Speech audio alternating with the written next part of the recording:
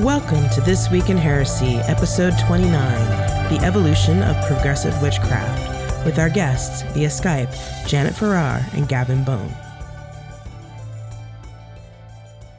Hey, Janet and Gavin, welcome to This Week in Heresy. Nice to be here. Hello. Hello. So I know who you are, and a lot of the pagan community here will know who you are, but for the sake of my audience that don't know who you are, can you introduce yourselves and talk a little bit about what you do and who you are? Okay, we'll start with me. I'm nearly 65 years old. My name is Janet Farrar. I'm one of the most well-known writers on witchcraft throughout the world. I started on this path back in 1970, when actually I'd worked in the music industry. Not being a musician, but, I knew people like the Beatles, the Rolling Stones, etc. I even met Jimi Hendrix once, lovely guy, incredibly shy. I went along to actually save my friend's soul, to get her away from witchcraft, because having worked in the music industry, I always make the joke, I must be the only person who got through all those years. I didn't smoke, I didn't drink alcohol, I didn't do drugs, and I didn't have sex. Oh, wow. You worked that one out. And I was still a flower child with the paint and the birds, the bangles, the beads, the whole 9 yards. So while I was working in the music industry, a friend of mine wanted to get involved in witchcraft. And you see, at weekends, I was also a Sunday school teacher. I'd grown up in a very strong Christian household. They were open to other religions, but it was nevertheless very strictly Christian. So I strayed off the path. Unfortunately, or shall I say fortunately, the person who wanted to get involved bowed out, and I became fascinated by one particular aspect of it. I always loved the idea, having been a Christian, of the idea that Jesus himself said that greater miracles will you do also, and that includes healing. And I discovered that these people, these witches, had the ability to do absent healing, to produce miracles. And I thought, well, if they can do it, and they studied and learned how to do it, I want to do this as well, especially because my father, who raised me, my mother died when I was 5 years old of cancer, worked for the biggest children's hospital in London, Great Ormond Street. And there was a little boy in there who they thought was going to die. He'd swallowed mercury. And the witches worked magic on him. And 24 hours later, he sat up in bed and demanded ice cream. And I thought, right, if they can do that, I'm going to learn how to do this. It will amplify my beliefs as a Christian. It opened up a whole new spectrum of belief and faith. And it went far beyond the religion I'd grown up in. But the interesting thing is, it complemented it. And that is what surprised me the most. So as I said, I'm 65 years old now. I live in the Republic of Ireland. And now, under the Freedom of Religious Act in this country, witchcraft is an accepted religion. So much so that, unlike in lots of places in America, up until a couple of years ago, we could not do legal marriages.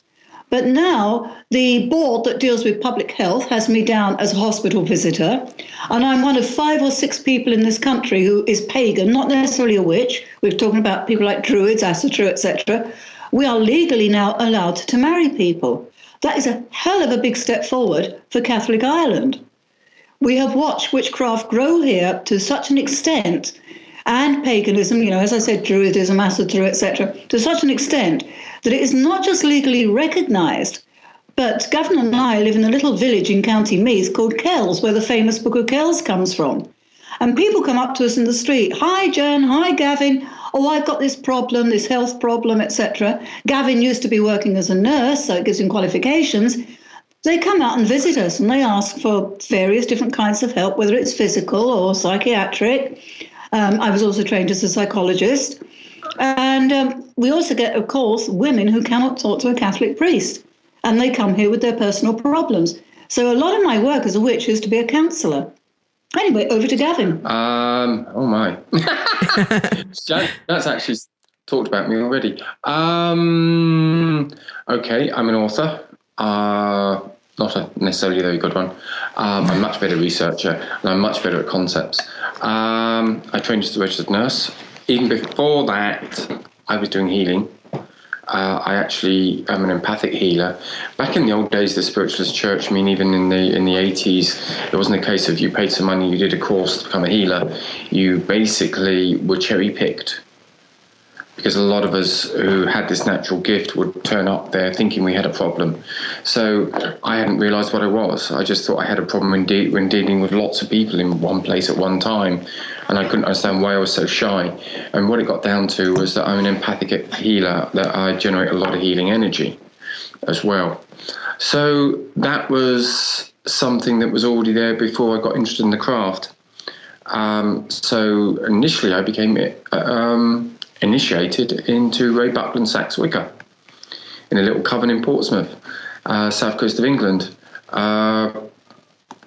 at a time when that tradition in England wasn't really that accepted. You could only be one of the two mainstream traditions. Regardless, what I did, what my partner did with me at the time, worked, and we sort of expanded on what we did. We absorbed new ideas, things from the culture around us. There was a big Hindu community in Portsmouth, so aspects of Hinduism got absorbed, so I always had an interest in that as well, and it sort of developed from there. I brought the healing aspect in very much into my practice, and what I'd learned with the spiritualist church, particularly with energy work. So I'm very much an energy worker and believe very much strongly in teaching that as a base for ritual. I also got very much drawn towards Indo-European practices, particularly my own native ones, and I work with runes as well as a personal path. So what else can I say? That's really me. And the healing side is carried on. As Janet has said, here in Ireland, if you call yourself a witch, it's not the case you get bricks through the window. It's a case they turn up on the door expecting to see something happen. They take it for granted that's what you are, and you can help them. What can you do for them? Actually, I think it runs in his family, because his mother, she's Catholic. I was Protestant, but, her family were Catholic. She loves ritual, and she totally approved of everything that Gavin does. Mm. And it seems to be in his family. There's a history of being psychic in Gavin's family. I wouldn't... I tend to see things like Wicca, witch, they're useful places to hang your identity, but you mustn't get bound into them. So when people ask me what I am, I always say, like Janet, I always say I'm a priest. That's my first job, my role. It's about doing the work rather than having this identity of being a witch or a Wiccan or Asatru or whatever. And that's actually what witchcraft should be about. It should be about serving the community in general. It doesn't matter what religion they are. You should be there as basically a guide, a counsellor, and to serve everybody who needs your help, the human race, basically. Yeah, I totally agree. And what I'm finding really interesting is that I actually interviewed Mark Townsend a couple weeks ago, and lovely man. Oh, he's wonderful. And what was interesting is that there's a real difference in the way witchcraft is as an identity entity between the U.S. and Europe. It just seems like it's just a very different outlook on how it's supposed to be practiced. I think some of that is due to American history. This isn't meant to be derogatory in any way whatsoever, but we found a lot of Americans are very keen to try and trace their roots back, and their identity is based in that. So this is what we've seen specifically with Wicca, what's become known in America as BTW, British Traditional Wicca, where people feel very, very compelled to make that connection with that root. And there's an intrinsic danger here, that you become obsessed with where you've come from, with the tradition, than with what you're supposed to be doing. There was a very good psychologist over in England years ago, and he wrote a book called Finger and the Moon. And he demonstrated it by pointing the finger at the moon. And he said, too many people concentrate on the finger and don't see the moon. So that is one of the major differences. That there tends to be this whole much more emphasis within the States amongst certainly what would be called BTW, British Traditional Wicca, on this concept of lineage, being able to trace your origins back. which of course is prevalent in the American culture. When you meet an American, they're not just an American. They're Hispanic American, or they're Irish Italian American, or Irish American, or whatever. And of course, that isn't an issue in the UK. So this sort of has come over from mainstream American culture into Wicca. So it can be very daunting for Americans who are in BTW when they talk to their counterparts in England or Europe, because they find that emphasis isn't there in the same way.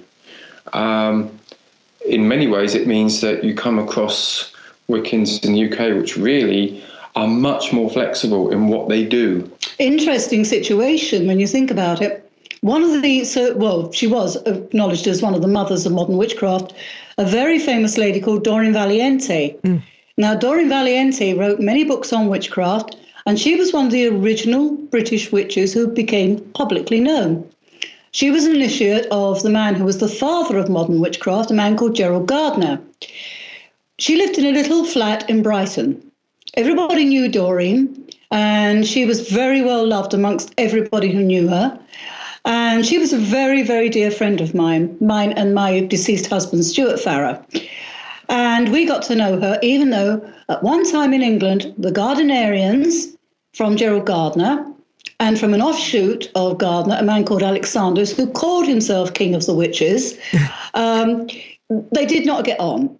Now, Stewart and myself were initiated by Alex Sanders. We never thought any Gardnerians would accept us. Doreen welcomed us with open arms. And over the years, we became very, very close. She is so famous that the County Council in Brighton have a plaque on the wall of the flat where she used to live, saying that here she lived and she was the mother of modern witchcraft, which is quite something for a little town or a little country, seaside town like Brighton. She always said one particular thing. She was initiated originally by Gardner. Then she studied under Cochrane, wasn't it? Robert Cochrane. And she also joined an Alexandrian coven. She wanted to see everything that was out there, see how different people worked. And she said, at the end of the day, I'm not from any tradition as such. I'm from all traditions, and I call myself just a witch. And that's exactly how she wanted to be known. And she was the mother of modern witchcraft in Europe. So most of the Alexandrians and the Gardnerians in America have lineage that links to Gardner and therefore also to Doreen. And she hated titles. She hated to be boxed in and saying, which tradition are you? And she sort of shrugged her shoulders and she goes, well, I'm just a witch.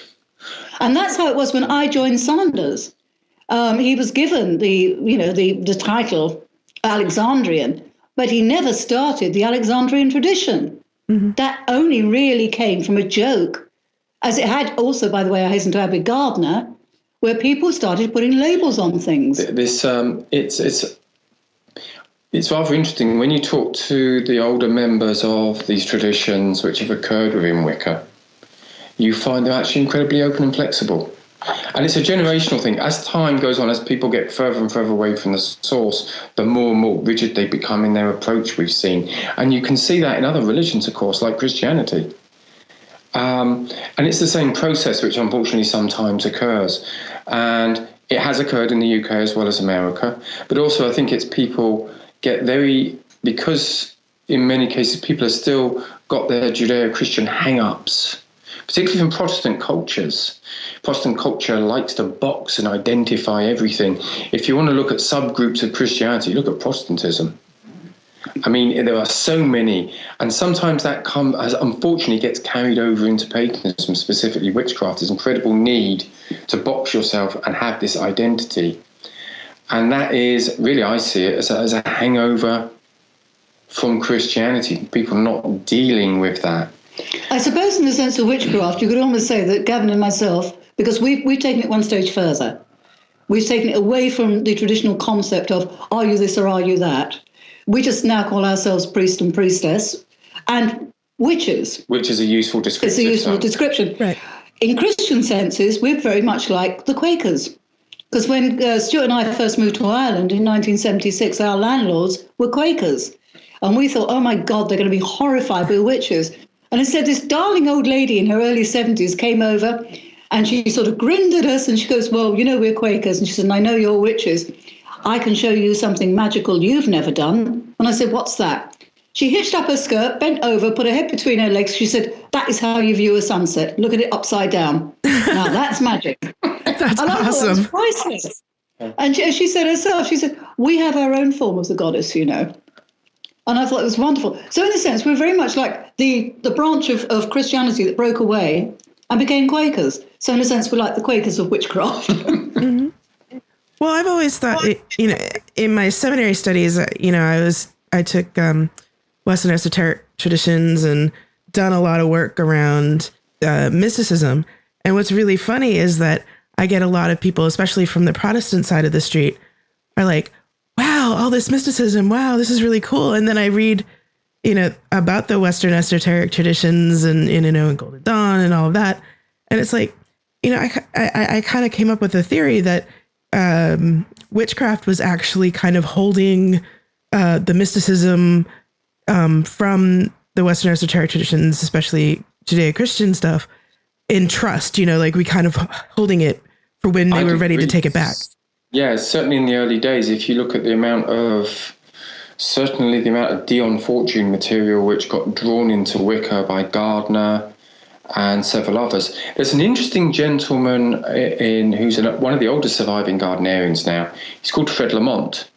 And actually, if you look, and if you ever look at what he's read, he wrote a lovely book called 50 Years of Wicca.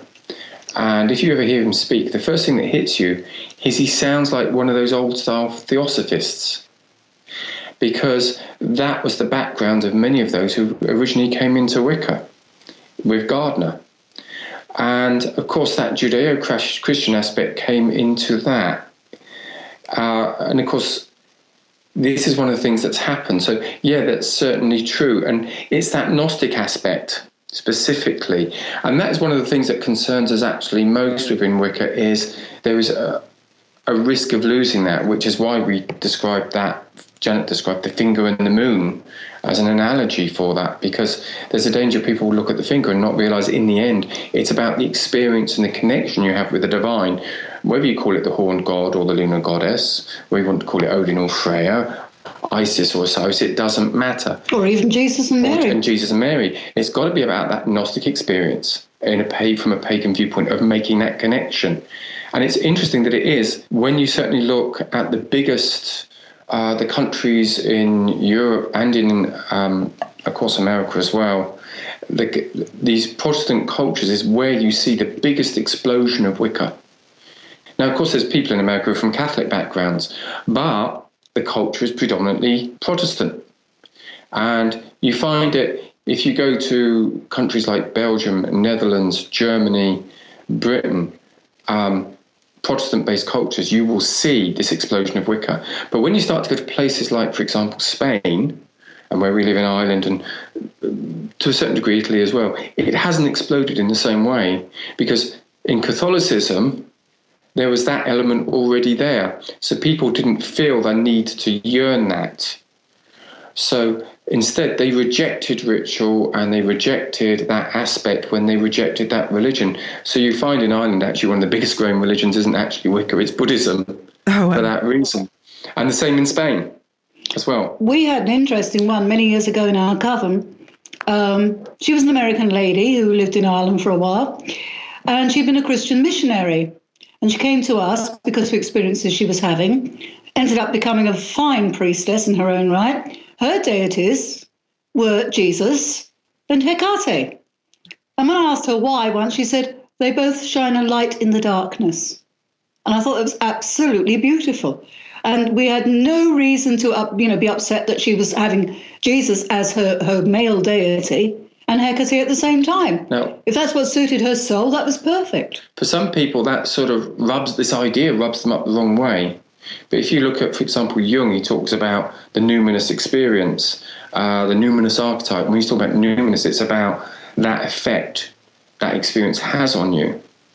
And that's really what happened to her. She had that numinous experience where she experienced something which was intangible, And of course, in Wicca, when people talk about the mysteries, they're not talking about the Wheel of the Year or secret names of the god and goddess or whatever initiation. What it gets down to is those things you cannot describe, which are intangible, those experiences which as much come out of yourself as they do from anything divine.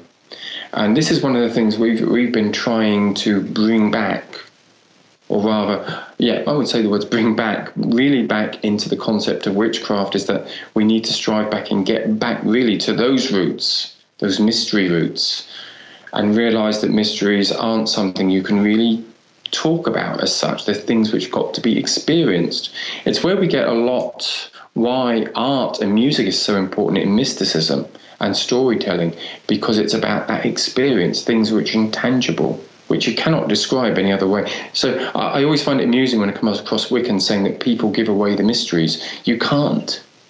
You can't give away an experience. It's something you've got to have. You've got to make that connection with the divine and experience it. And when you have that, it's not something you can describe. It changes you. You can talk about it to your friends. You can discuss it in a ritual circle. It's not the same. Well, our coven actually believes that too. I mean, we explicitly put in our literature that we don't believe in secrecy. We believe in privacy for the sake of the people in our coven. Thank you. I mean, but secrecy. But secrecy. Well, besides the fact that I think it makes you too insular.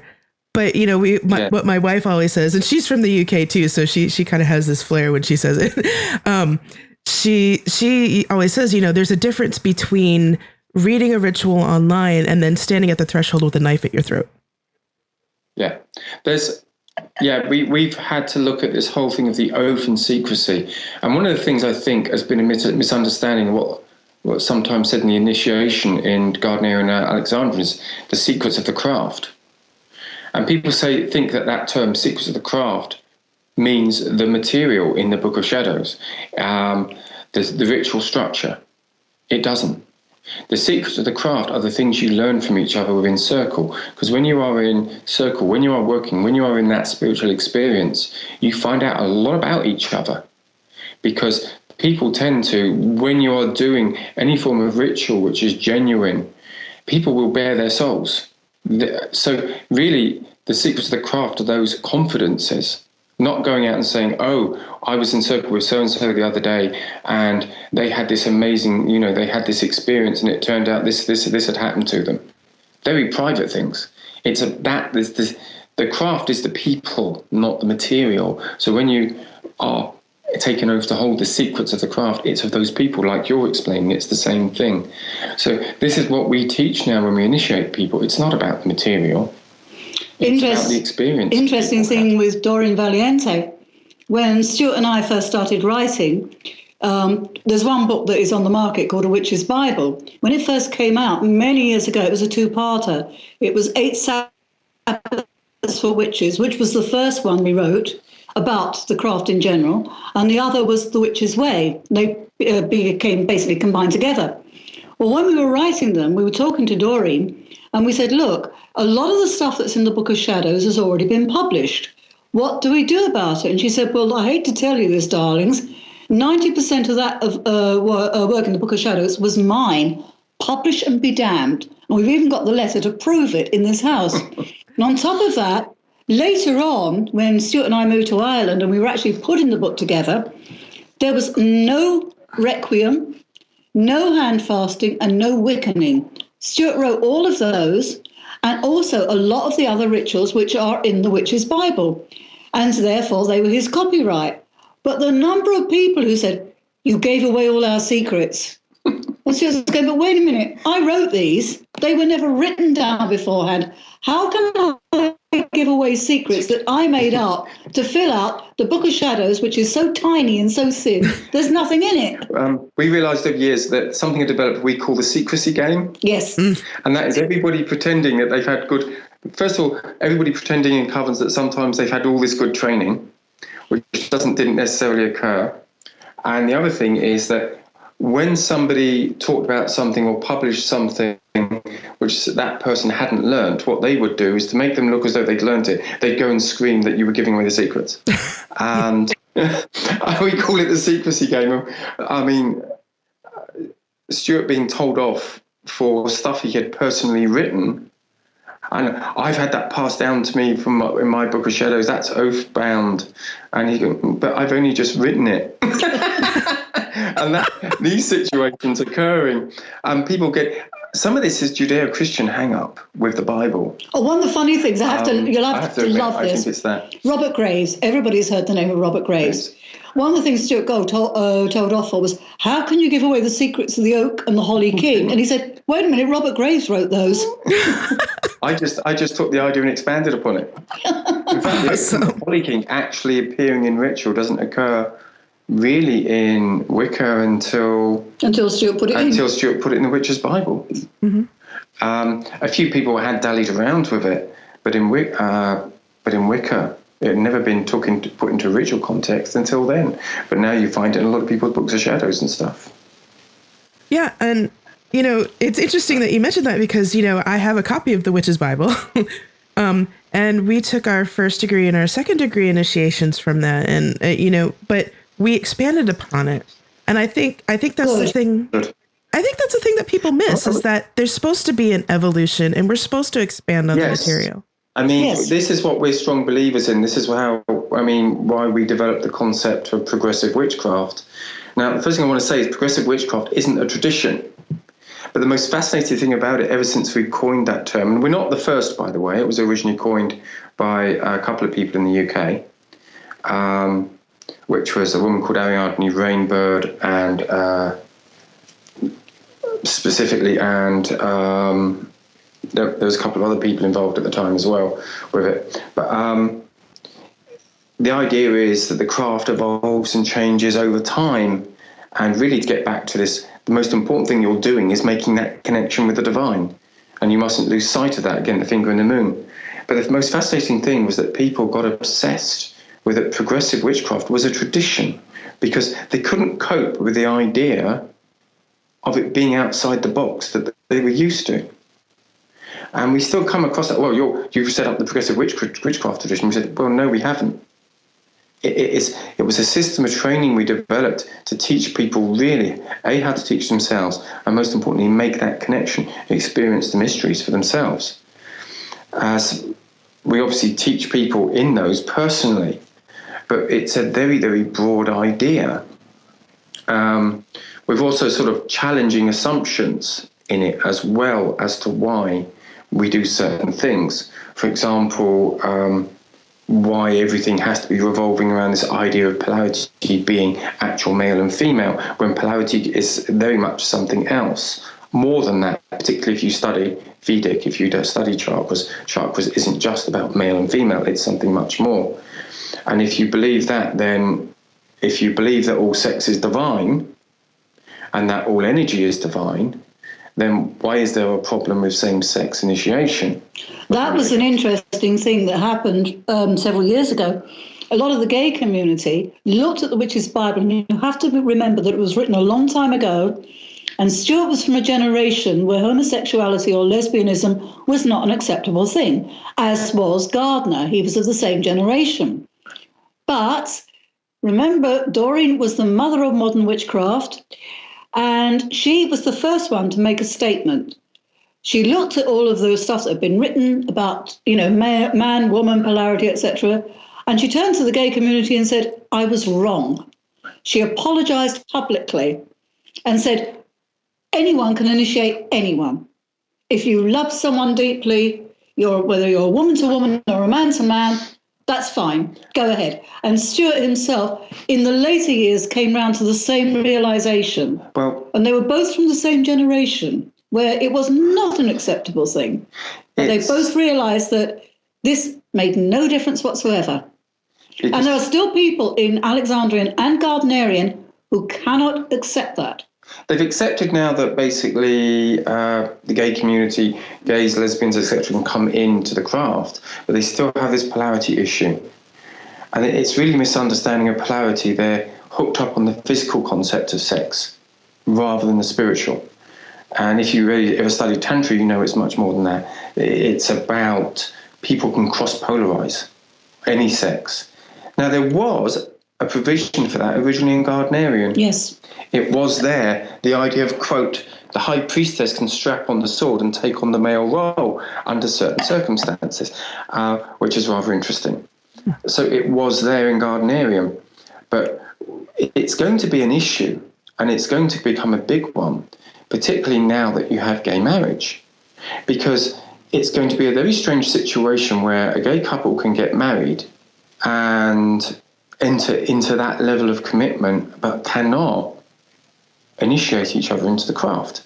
There becomes a dichotomy, particularly because then you are saying that heterosexual sex is more sacred than gay sex, aren't you?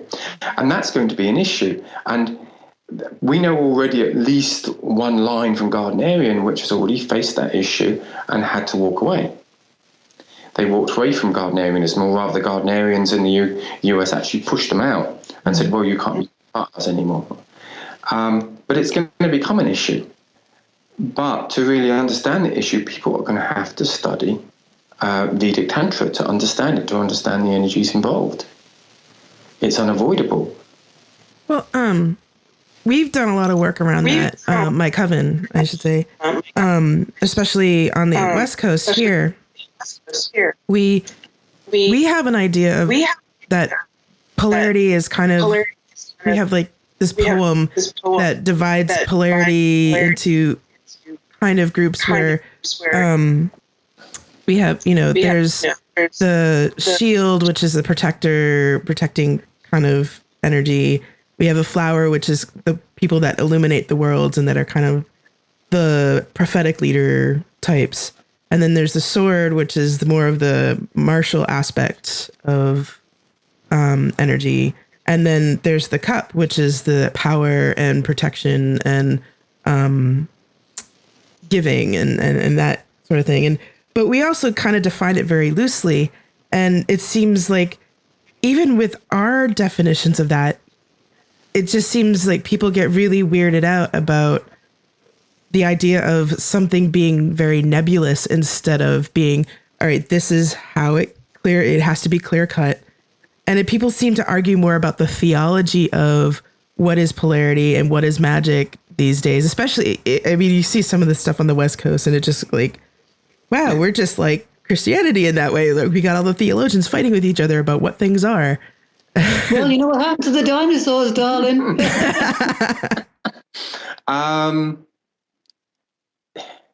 It gets down really back to that numinous experience again, about experiencing mysteries. And intellect over basically experience over intellect. In that, somebody can argue with somebody till you're blue in the face, but unless they've actually experienced it, they're not going to understand it. It's like trying to explain love to somebody. Unless they've experienced it, and again, it's the same thing. I mean, we've seen same-sex initiations. We've done same-sex hand fastings. Gavin and Stewart were initiating gay and lesbian into the craft back as early as 1979. No, actually, it was the early 1980s. And at that time, thank God, the Coven concerned have changed their minds and it's totally different. But back then, I lost an entire Coven who couldn't handle me bringing two gay guys into the Coven. Thank God it all changed later. The people concerned have turned into brilliant priests and priestesses. I couldn't fault them. But they were young then, and that's how they saw it written down in the book. Again, and they said, they didn't. It's got to be the way it is in the book. And we always tell people we are not people of the book. Mm-hmm. Unless we're Jewish or Christian or Islamic, we are not people of the book. We're free thinkers. And that's the important thing. Yeah. And I even think, though, that I think no matter what the tradition, there has to be some sort of evolution. I mean, even in Christianity, I mean, granted, a lot of traditions are very slow to change, but there has to be some sort of evolution or the traditions and the practices will die out. Yes. I agree, but you also get sometimes you get a reaction occur. You get reactionary forces come into play to try and stop that as well sometimes. And we've seen that, unfortunately, that's that's one of the things you see in the US. You see, for example, a coven like yours, which has evolved and changed, etc., etc. Then you get the other reactionary. And it's interesting. Many people don't realise this term BTW. It doesn't apply to anybody in Britain. It's purely an Americanized term. It's actually, there were two terms coined. I can't remember who the author was of the book. They were trying to explain Wicca in America. So they decided on two terms: British traditional Wicca and American traditional Wicca. And that label got grabbed, BTW, and now we hear it everywhere, and we hear it coming from Europeans, and we say, well, why would you need to, particularly British, we hear using it, and we say to them, why do you need to use that? Isn't it obvious you're British? And, and we explain to them where the term came from. And that whole thing of BTW has actually become, to a certain degree, is where the problem we've had, is it's become more reactionary, because they look at what is happening with witchcraft. They see it evolve. And let's be blunt, you have a sort of middle ground. You have one extreme one way and one extreme the other. You have one extreme of witch who just goes and does stuff and doesn't have any idea what they're doing, to be blunt. It's almost like a very new agey form. Mm-hmm. BTW react against that, but in the middle, there's this middle group are going, yes, well, everything's got to move forward. It's got to evolve. It can't stay the same, otherwise it will die a death. And this is what you've had occur. And we would say we're certainly within that middle group who is pushing very much now for saying, look, this has got to be about that experience, that connection with the divine, because in the end, that's what it's got to be all about. If it's not about the gods and goddesses, what's it about? If it's not about the divine, what is it about? To be blunt, if it's just a case of you want to do magic for magic's sake, then it becomes purely about the self, then it becomes, rather than serving divinity, well, to be absolutely blunt, it becomes a form of magical self-masturbation, doesn't it? I mean, to be blunt, if you aren't doing anything with it. It's got to be why we have gone to this idea of it is about healing in the most broadest holistic sense, in that healing isn't just physical. It's social, it's psychological, it's healing the planet, it's healing the world around you, and that goes beyond just this idea of just physical healing. It's much more. And that witchcraft has to have a purpose. Without purpose, it's directionless. And if its purpose is really just to exist to make more initiates and more covens, we don't see how that is serving the divine. It's got to be about, you said it yourself, about being insular. And that was the other thing we saw, covens which really, you had all these priests and priestesses and covens, and the only people they priest to were themselves. Mm-hmm. It's bigger than that. Absolutely. You're priest and priestess to the world outside. This is the thing that happened in Ireland with Janet and Stewart when they came in, as I've experienced. Most of the people that knock on my door coming for help aren't other witches. They know what to do for themselves. It's local people. I have to tell you a lovely story demonstrating how this can work. Where I lived in London, I lived in the East End of London. My next door neighbour was an elderly lady. She died at the age of 72. At the age of 69, she was very arthritic. She virtually raised me because my mother died of cancer when I was 5. She was the second cousin of Howard Carter, the archaeologist who discovered Tutankhamun. So I grew up on his personal letters to Kathy, the old lady next door, and some of his diaries. So as a young age, after my mother died, she became a second mother and got me interested in Egyptology. Well, when Stuart and I got together and we moved in with each other, we lived next door to old Kathy, and Kathy got interested in witchcraft. She had past incarnation memories. She remembered the Great Fire of London, etc., jumping off of London Bridge into the River Thames when it was burning. And she said, I would love to see a witchcraft circle. So we all took the coven round to Kathy's house and we had a circle. Back then in Alexandria, you had to work skyclad, naked in other words. So we all took our clothes off. But poor old Kathy couldn't take her clothes off. She sat in the chair and watched the ritual. And she said, oh, that was lovely. I really enjoyed that. So we carried on going and visiting her. And we had the Sabbats there and she loved the Sabbats, thought they were wonderful. And then one day Kathy said, I would love to be a witch, one of you, but of course I can't be because I can't take off my clothes and get down on my hands and knees and be blindfolded and whipped and God knows what else. And we said, Kathy, don't be bloody ridiculous. She sat in the chair with her feet on a cushion, and we initiated her first degree. A month later, we gave her a second degree, and a month after that, we gave her a third degree. Yeah, they did it because that fast back then. We did it no, because she'd already studied. She'd read all the books. She knew what she was talking about. She had old wives' tale, folklore, etc.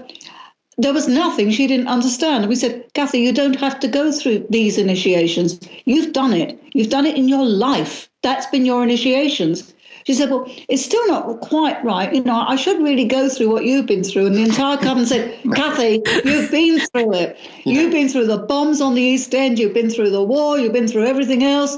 You've been there. And you know something? All the other witches I knew in London who knew her all said, of course she's an elder. Of course she's a high priestess of the craft. She deserves eldership more than any single one of us do. And Doreen Valiente, when I told her, she said, that's the way it should be, girl. That's the way it should be. But today, a lot of people have said, oh, no, she can't be a third degree. She can't even be a real witch. She wasn't trussed up and bound up like a chicken, stark naked and blindfolded. I had rubbish. Yeah, life experience has to come into play in this. I mean, that was the most fascinating thing I discovered. I had been training as a nurse for about 2-3 years. So I'd been working on the wards. I had, by that stage, delivered 4 babies. 4 babies. I had countless times helped people cross over to the other side. Okay, and experience that, including several mystical experiences during it. Okay, so there I was dealing with life and death on a daily basis, and then somebody who was, quote, third degree, told me that I hadn't actually experienced the mysteries. Oh, no, really? Now, this is a person who'd never been there at the birth of a baby, who had never been there when somebody had passed over to the other side. And that was the eye-opener for me. As time went on and I began to sort of, in my head, begin to process what that person said. But that person's occultism had all been consisting of sitting in a chair and reading books and doing rituals. But they'd never actually experienced life. They'd never experienced what it's like when a baby appears for the first time, and what a mess it is. Oh my God. The joy of the mother, the fact that pain goes away from that, all of that, experiencing, helping somebody go over to the other side.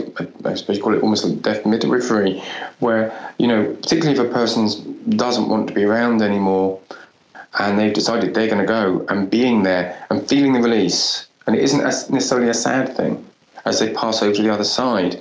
And then having various experiences afterwards, which is what occurred to me on the wards. And so for me, that was an eye-opener, that life experience. And some of the best people I've ever initiated have been people who've had that life experience. Sometimes they've been just people who've been through those experiences in their life. Sometimes they've been people who've been nurses like myself. Sometimes they've been doctors. Sometimes they've been, you know, soldiers. That they've experienced stuff, and it's made them make a connection because of it. And I don't think that can be something that can be excluded from Wicca, from witchcraft, and the mystical experience as a whole. I think you're right. I mean, the way we work in our coven, you know, we try not to discount life experience because, you know, we have several transgender people in our coven, including my wife.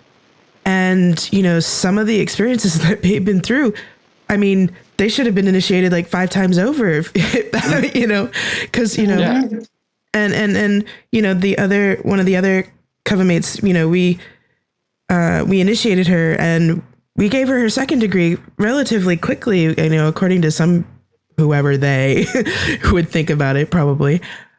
But, you know, there was a certain point where I saw her really stand up for herself and really just channel that energy of herself and who she is And, you know, I saw, it's like I was seeing her go through that portal, and it's like, okay, you're ready.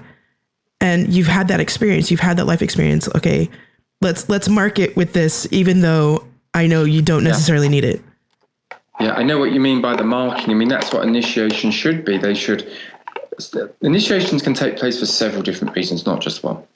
I mean, the obvious thing is initiation into a coven, okay? It's like joining a fraternity, a college or something, a frat group or whatever. I mean, there's some sort of bond, initiation bond to bring somebody into the group, to bring them into their group mind. That's fine. But then once you get past that, those initiations have to be something else. Now, they can either act as triggers, or they can be recognitions, or they can make people recognize what they've been through already. And that means that initiations sometimes have to be slightly tailored towards the individual, which sometimes doesn't happen. Obviously, that everybody has to go through that first initiation into the coven. It all generally has to be the same, so that everybody has that shared experience. But after that, the initiations need to be very personal. The initiation rites. We always say that the initiation doesn't come from a person. It comes from the divine, and the person, the priest or priestess, is there just to make the person recognize. And that initiations happen in everyday life, through things that happen to you as well. So, and I came to that conclusion because of what I went through and what I call my initiation, which was a personal experience, which was really verging on me having a breakdown, but coming out from it. And I went through an experience which I look back and go, well, wow, that's what a born-again Christian goes through. The only difference was I understood what was happening to me. And I wasn't getting the Bible pounded into me at the time. So I came through that and came out and understood so many different things from it. Had such an undescribable experience. But it didn't take place in circle. So I always say, you can meet somebody who calls himself Craft, who basically has been initiated by the gods. Right. But they don't hold all the, quote, puppy papers of being British traditional or whatever. And there's no doubt when you look at them, as Doreen would say, a witch has that look in the eye. They have that look in the eye through what they've been through. Then you can meet a third degree it's taken them 5 years to get there. They've read every book, they know all the rituals and everything, but it's just not there. I wouldn't let them feed my cats. Right. Absolutely. So that is one of the things we've come across. This, and when we meet people now, we basically look at them and just, somebody comes up to us and says, hello, my name's so-and-so, I'm third degree initiated by so-and-so. That's not enough for us now. We've got to know, basically, but what have you been through? Yeah. And then we'll meet people with a lot of humility saying, well, I self-initiated, and do you think I'm a witch? And you look at them and they start to talk, and damn well they've been through something. We say, well, no, you didn't self-initiate. How can you self-initiate?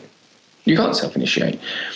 If you do all the study, do all the work, go through experiences, and then stand in a circle and call the goddess or God through, the divine through, to initiate you, then you're not alone. So how is that self? Mm-hmm. But saying that, those are rare. Mm. Likewise, obviously, we've met third degrees who have had it there. And sometimes we met people who've self-initiated and they haven't got it. That they've got to learn. You've got to balance everything. You can train yourself, but you've got to have the commitment. You've got to be willing to go across the threshold. Push yourself. One of my priestesses, a lady who I love very much, she was working very hard. She was running her own group, etc. But life then turned on her, and I won't name her, but she's very well known, a very dear lady. She lost so many things in her life, including somebody who was very precious to her and very dear to her. And the transformation in her was amazing. She turned from an incredible high priestess into a fantastic high priestess and a brilliant young woman. In fact, middle-aged lady now, but I watched that transformation and I couldn't be more proud of her. But life put her through hell for her to get here. And sometimes that is the will of the gods. That's that statement, art thou willing to suffer to learn? That's what it's all about. Right. It's not about whip on the backside. Well, there's nothing wrong with getting a whip on the backside occasionally, but, it's not about that. Suffer to learn is what you go through, and it's wrenching. It can wrench your soul. It basically, if you look at shamanistic initiations, they were soul-wrenching affairs which put you through a trial, and that trial was psychological. It basically made you look at yourself, which is one of the experiences I went through, and go, oh my God, is that me? And makes you look at yourself, makes you challenge your ego, makes you not embrace shadow, but certainly understand that bad side, the negative sides of yourself, and makes you reconnect with all those things you've lost. And sometimes there's one thing that I've come across, and I think probably you have too. You find young women coming into the craft, and men as well. They've got very little life experience, and suddenly they are a grand high poobah. I am a great high priestess, etc., etc.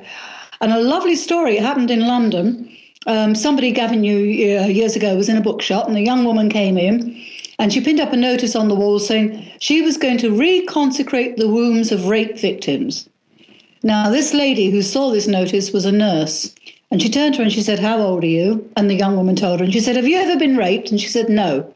She said, then don't put that on the notice board. You have no experience unless you want the gods to give it to you. The experience you need. You will have the experience you need. If you really want to do this. The young woman left in tears. But in a sense, it may have been the best thing that could have happened to her.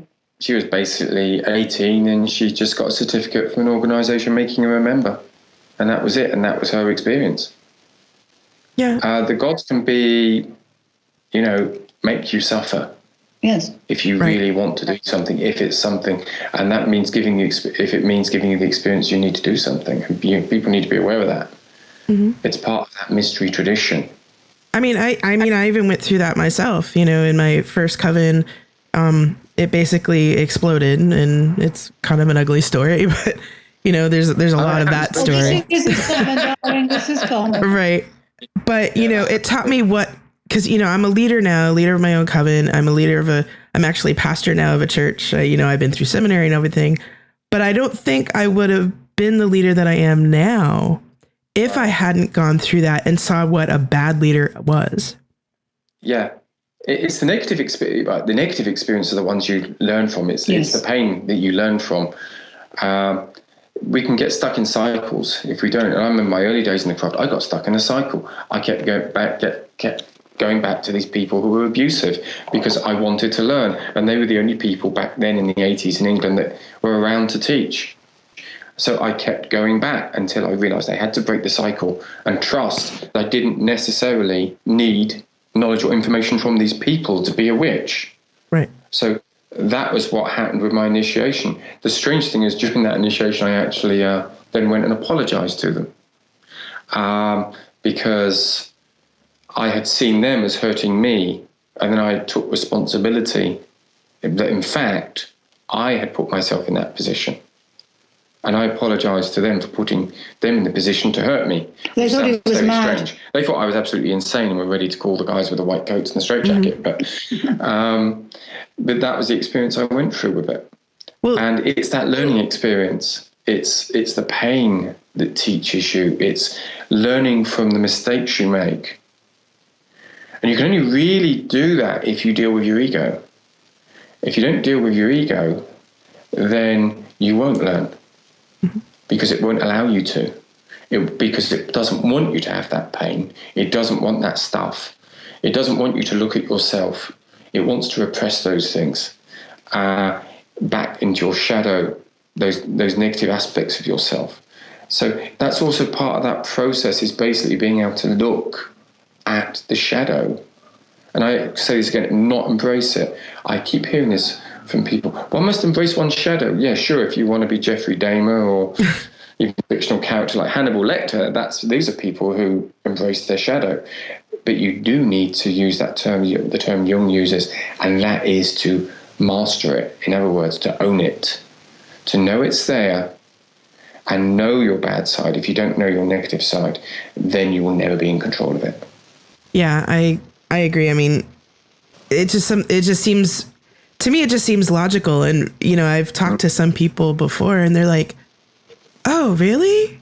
You know, it's like, this is some big revelation. And for some people, it really is. It's like being able to see that side of you and acknowledge it and make it real seems to be very revelatory to some people. And like, I remember talking to a Muslim woman once, and, you know, I was telling her how, you know, the way I see it is that my angry thoughts have an effect in the world, even if I'm just thinking it, you know, and, you know, because I'm putting that energy out there. And she was having a difficult time with some situation, was really angry about it, and was wondering why all these things kept happening to her, around her. And I was just like, well, you know, and I told her about how I thought about angry and the thoughts, you know, I acknowledge that the anger is real and the anger is there, but I also have to think, okay, what am I really angry about? And this was a huge revelation to her. Like, she hadn't really thought about thought about the fact that her thoughts and her energy that she was putting out there might have an effect on her surroundings. You're entitled to righteous indignation, but you need to transmute it into understanding what it is that needs to be done to heal the situation. And that's one of the big things. It's I think one of the most interesting things, you know, talking to you, is the fact that we share so many views in common. Mm-hmm. I always say to people, if you're going to take the path, doesn't matter whether you're a witch, a Christian, or whatever it is, it's not running around in fancy dress costumes all the time. It's presenting yourself to the public as yourself. I mean, most of the time, you know, I'm running around in sort of skinny jeans and boots and sweaters and God knows what else, rather than ritual robes. If you put on a face that they can't understand, they're not going to relate to you. So law number one, teach yourself to let people relate to you as a human being. Secondly, when you read all the history, for example, a lot of stuff on witchcraft, on modern witchcraft, look for the truth and not the lies, and never continue the lies, because people discover there are fairy stories around witchcraft about who did what with which and to whom and how they were initiated and all that sort of stuff. Back then, there were people who were basically showbiz personalities inside the craft who made up stories about how they became witches and God knows what else. Look through the lies, don't judge them for it, but say, well, okay, you know, that was what they did back then. But the truth is out, and I stick with the truth. So always be truthful. Do not lie about what you are. Do not boast about what you can do. Accept what your gifts are and what your failings are. And if somebody around you, and it doesn't matter even if they're a neophyte, is more gifted in one thing than you are, encourage it. What is it? The student who does not surpass the teacher fails the teacher. Right. And that should be something that everyone in the craft should always remember. Yeah, I agree. And I mean, I know you've probably seen this so many times too, but, you know, I just can't count the number of times I've seen teachers being jealous of their students that have a particular speciality, or think that, you know, if you're only a real witch if you can do X, Y, and Z, you know, like you have to astral project, or you have to do this, you have to do that. And it's just like, no, people have different talents. It's one of the things we've always pushed is that when people get a basic grounding and after that they specialize. When we have worked in groups, we encourage people, okay, you're good at this, then that's what you focus on. Sure, know all the basics, but focus on your speciality, focus on that gift you have. That's why it's there. And what you find is rather interesting in a coven, when you have that way of thinking, is that people don't conflict in the coven either. Because of course, what happens is everybody has their own thing, and now you don't get the egos over it, because those egos normally come about from conflict, like two guys competing over who's best at runes or ritual. If you've got your ritualist, if you've got your healer, if you've got your person who is brilliant at tarot, you encourage those skills in them. Witchcraft is not a cult, and that's the other thing that I want to say, which is very important. So anyone out there who joins anything, not just the Witchcraft Coven, but any organisation whatsoever, that pressures you to do something that you do not want to do, walk away and find somewhere else. I mean, when Gardner first, produced the craft back in the, late 1940s, early 50s, everyone worked naked. Well, I'm sorry, not everyone wants to work naked, and why the hell should you? The only reason that the whole skyclad came about was because Gardner was a naturist. Yes. And he'd, as most British gentlemen at that time and people at that time who were studying paganism, they all drew from classical paganism. And classical paganism had this idea of witches dancing around the walnut tree in Italy, in Tuscany. In Benevento. In a country which is lovely and warm, and you can dance around naked. And Right. Trust me, you do not want to dance around naked in the summer around a tree in the New Forest because it's bloody raining. Right. And wet and cold, even in the summer. And you'll catch a death. Catch a death from it. It was something he brought in, this whole idea that in some way it would help you produce more magical energy. Well, if it has to get through clothes, then there's a problem. Right. It's not very strong. Then there's this idea that, well, if you take all your clothes off, you're shedding your ego. Certain amount of truth in that. But if that's true, why did suddenly everybody jewel themselves up to the nines with ritual jewellery? Mm-hmm. If it works for a group to work skyclad, they feel it will benefit them, that's fine. I mean, we still do it occasionally, and we've done it with people, but we don't actually do it every time. We keep it for specific occasions. And then only if everyone wants to. What people want to. We certainly don't push people into it. I knew a lady years ago who joined a coven, and she had to wear a stoma. And she's wanted it. She'd had a colostomy. She wanted it so badly, she'd take out the stoma bag, put on a plaster, go through a ritual, and then put the stoma bag back on. But it was hell on earth for her. Oh, wow. I said, well, why the hell didn't your coven just let you wear, if they're working skyclad, wear a skirt, for God's sake? Mm-hmm. It's no big deal. Right. But, people make a big deal. It's traditional. No, it's not. I hate to say it, it's rubbish. If a coven wants to work skyclad and you're happy with it, that's fine. If a coven says, we're okay, you can wear something while the rest of us are skyclad and you're happy with it, that's fine. And if a coven work robed, that's fine. Mm-hmm. But don't be pressurized into anything that you don't want to do. Yeah. Told you'll never be a witch unless you do this, that, and the other. It's rubbish. Yeah. And, I totally agree. It's so funny, just like how we just think a lot alike, because, we've set it up and we, like I've said, we've made it pretty explicit. And we've recently had a discussion about this because we have a person's initiation coming up. And, it's fun to do it skyclad every once in a while.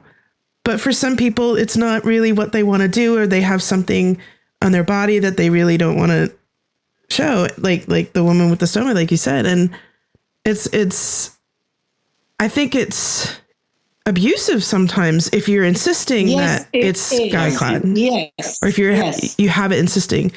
Because, if that works for your coven, that's great. But, you don't always know what people are bringing into the coven as far as their own emotional background. And also, I must tell you something funny. We actually were in America once, and we were at a coven who were at skyclad. The height of midday in Arizona. Oh, no. Out in the open air. No, I'm sorry, that does not work. It does not work. What about sunburn, sunstroke, etc.? Did they not understand? Right? Oh, that makes me feel like sunbirdy. Ooh. Ow. They said. Oh, Lord. We don't even really have a problem if a coven decides it wants to actually use sexual initiation. But they have to be honest up front with anybody coming to the coven. Right. They have to say, okay, we do sexual initiation. We had a terrible situation where, this is totally manipulative, is somebody got their first degree, had never been told that there was sexual initiation in the coven, got to their second degree, and literally they started to undress to do the ritual, and they were told that they were going to have sex with the high priest. Oh, my God. And, of course, now there's all this pressure on them. So it was manipulative. That is an incredible no-no.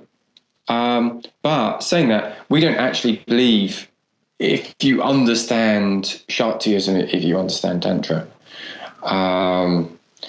if you understand how the energy works, we've had absolutely similar effects just from knowledge of how the energy works with people. And without sex. Without sex. I mean, it's common for us when we're doing specific initiations for the people to trance out during it because of the techniques we use related to breathing, related to energy work. Energy work is a big thing with us because it comes from me being a healer.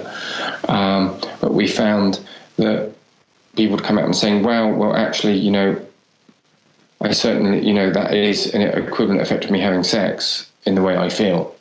And they don't actually have to have the physical. And that comes from knowledge, which we're very strong on. I mean, if you're going to do things, know where they come from. If you're going to do rites, know what's happening with the energy, know your cosmology. It's how we came about doing the whole progressive system of training based on that. Okay, what else? It's very interesting, actually. Do you know some of the best priests that I've ever had in the craft? They have been gay. Mm-hmm. Gay guys make wonderful high priests. And when we do some of these rites, which are very tantric, just the exchange of energy through the palms of our hands produces that wonderful effect. You are outside your body and you are doing the Shiva Shakti, etc. But it doesn't affect either of you in the sense of that you're violating everybody's sexuality, the couple concerned. Right. It does the opposite. It forms a bond of deep friendship, real almost brother and sister, but on an incredibly high level. You become literally like the gods themselves for that moment. And it's absolutely wonderful because you end up becoming almost like twin souls. Mm-hmm. It's absolutely beautiful. Much better than, all this let's lie on our backs and have sexual intercourse stuff. Yeah. Right. With somebody who you don't want to have sex with. A focus for us has very much been that direct connection with divinity, and that's led us down a path. It came about actually from looking at drawing down the moon, because drawing down the moon was failing so many people because there was no real training in Wicca for it. So originally back in the 90s, we were looking at why Janet was having certain experiences with drawing down the moon, with deity coming through, and it wasn't working for others. And it sort of developed from that into doing trance prophecy, which was basically sitting in the chair, doing the energy work, doing the cosmological work, doing a descent into the underworld, and then bringing deities through. And the thing is, we're unashamedly we're polytheists, because one of the things we discovered very quickly was they had specific personalities when they came through. And not only that, you could have these ongoing conversations with them, which could be very strange from place to place. That very much shifted then. In recent years, it shifted into ecstatic ritual, using trance dance, which has also occurred with us. Again, to give people that experience of that connection with deities.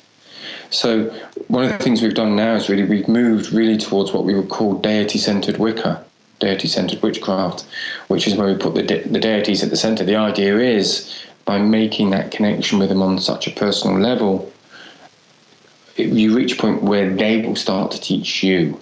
Mm-hmm. We've actually written a book which is going to be published soon called Lifting the Veil, and it's on exactly what we're doing. On that subject, that's out in June. Oh, excellent. Hopefully.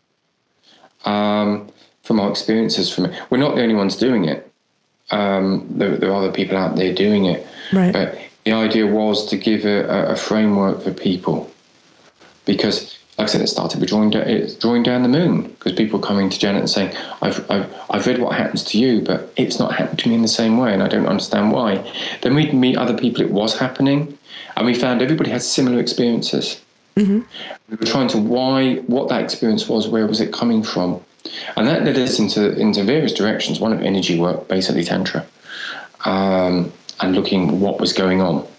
Oh, by the way, people misuse the word Tantra. It doesn't necessarily just mean sex magic. It's about the energy. Shaktism is about the sex magic side. So looking at that to understand that experience, and then moving on. And one of the things we discovered is, first of all, drawing down the moon in Wicca wasn't even really drawing down the moon. In fact, it was very different to the original form carried out in Greece amongst the Thracians. And realizing that it was supposed to be trance possession in the true sense. In other words, the whole personality of the priestess was supposed to be literally disappear. She was literally supposed to descend into the underworld during the process. So this has been the main work for ourselves now for the last 10, 15 years. And it is, wow, we've just had some experiences which have been quite mind-blowing during it, to be honest. Things we weren't expecting. And in all that time, I think we've had absolutely really no negative experiences. But the most fascinating thing is people's reaction to it. You get this kickback to Christianity of this fear, and you can meet these people, teachers, people in the craft are quite well known, who turn and say, "Aren't you worried about a demon coming through?" And we go, "Well, no. Why would they come through? Isn't this dangerous?" And it's that ego kicking in them going, no, you mustn't let go. Because all of this is about letting go. Sublimating the ego and the persona, a situation where deity can come into you as a vessel. Use that term in Voodoo and Santeria, so that you can be ridden, you can become the horse. Of course, it's led us in different directions, looking at Voodoo and Santeria, looking at other traditions related to trance like Cedra. But it's been fascinating. It's been an eye-opener, and it's certainly changed our view of what witchcraft and Wicca is and its purpose. And certainly when it comes to this concept of, can a demon come and get you, we point out to them that if you look at a lot of the names of the demons, they were originally our deities. I mean, there is the most beautiful temple to Baal, and Baal only meant Lord, in the desert. And of course, Baal is supposed to be, basically, the Lord of the Flies, etc. He's going to come and get you. Well, if you actually look at the beautiful temple dedicated to him, it's full of sandflies. Of course, he's Lord of the Flies. But the temple is decorated with animals. He's Lord of the animals. He was Lord of the animals, protector of wild animals, etc. And it's absolutely exquisitely lovely. And there's nothing negative about the place except the little biting sandflies. Right. So, of course, the Lord of the Flies is going to come and get you as Beelzebub. And you think, oh, come on, grow up, outgrow your Judaic-Christian roots. See what it is. And for example, some of those demons are primitive ways of explaining things like sandstorms in the desert. Mm-hmm. But no, it's definitely going to come and get you. Like the one from The Exorcist. That is actually a way of explaining a sandstorm in the desert. Right. And you're thinking, Hathor, Ashtaroth. Look in the Key of Solomon, there's Ashtaroth. See, she's the goddess Ishtar. It's people reverting back. When they don't have a frame of reference within paganism, what they do is they revert back to their Judeo-Christian program. Yeah. Right. We see it time and again, and we've experienced that. So it's been, we always say it's a rather interesting ride we've been having the last 15 years. And the great one is Hecate. Hecate keeps chasing Gavin. You can be in America and we never want to work with her. Oh my God. I don't know how many people you've got, members of your coven who've had experiences with her. Because she is, she's on a mission. That lady's on a mission. Well, I just think it was really funny because I think Janet mentioned earlier about working with somebody who was working with Jesus and Hecate. And I was just like, oh yeah, that's me. I do that. Well, Jesus is a much older figure than what you see in the Bible anyway. And he's really a fusion of, you've got to remember, him being a Nazarene. I mean, Nazareth didn't exist. He's Nazarene. I mean, he was in the Essenes. People forget, before the Romans came into that area which we now call Palestine, that was all part of the Egyptian Empire. That was all part of the Egyptian mysteries were being taught there. And the Essenes were part of that. They were part of that Egyptian mystery cult. So really, Jesus is getting a grounding in the Egyptian mysteries. Particularly the Ptolemaic Egyptian mysteries, which are a fusion of Greek and Egyptian, which is why, I mean, some of the stuff is why when you look at some of the stuff he taught and some of the statements, you go, wait a minute, that's strangely familiar from what I've read in paganism. And that's why.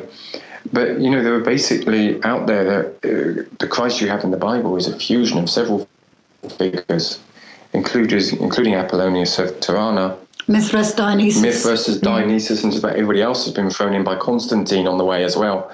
So Jesus is rather an interesting figure.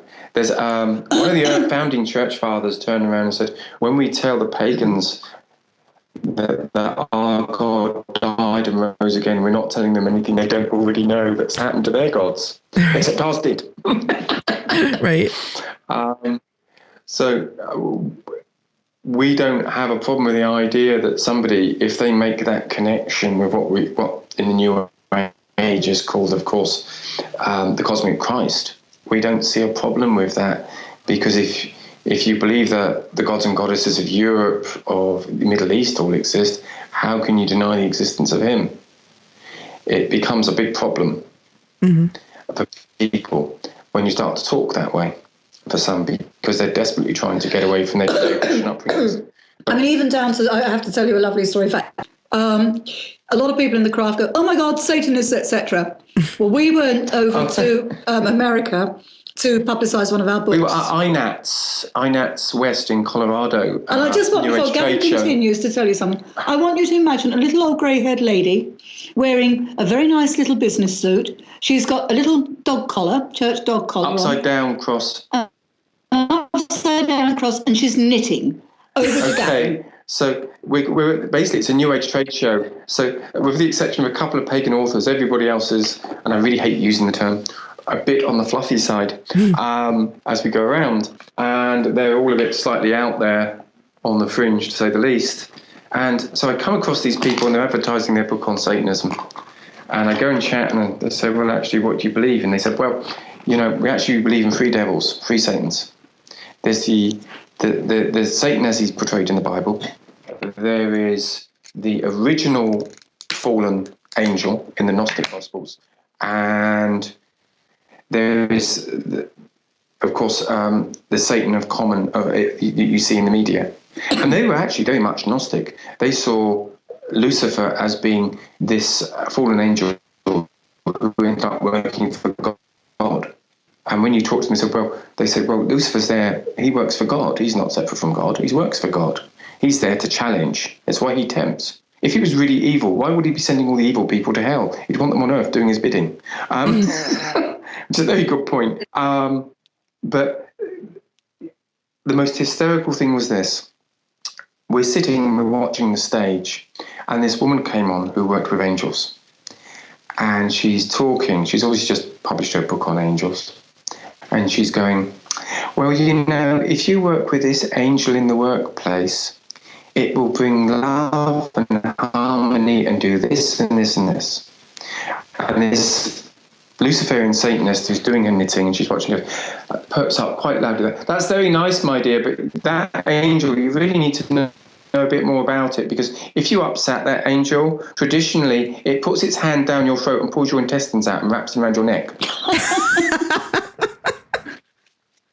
I mean, again, it's an interesting story about ignorance of people, only choosing and picking what they want to choose that you come across, particularly in the New Age. But you get the same thing sometimes in Wicca as well. But that was an eye opener when you talked to her, because I found I had more in common with her than some of the fluffies that were around there. It's been interesting as we've travelled around the world, because we've gone and mixed with various different cultures. We were in South Africa. We were actually honoured to be made honorary Sangomas, which are the traditional healers of the Lesotho. 2-day ceremony. And trust me, it isn't much difference to a pagan gathering. The first day is everybody saying hello.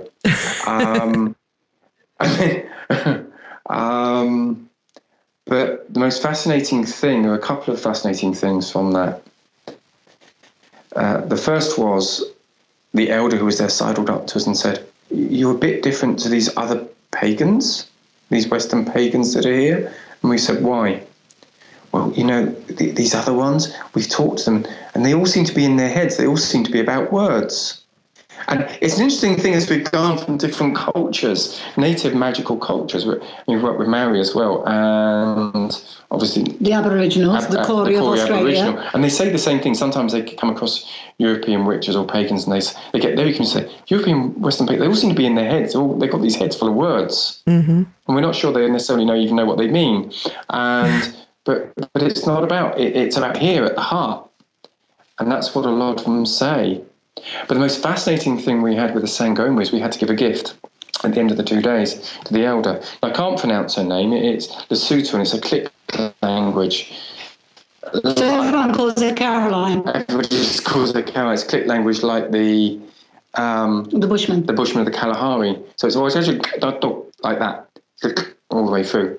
So I'm sitting down, I decided to give her a gift of runes. And I sit down with her quietly in this room to the side. in the house. And I say, well, I've got this gift for you.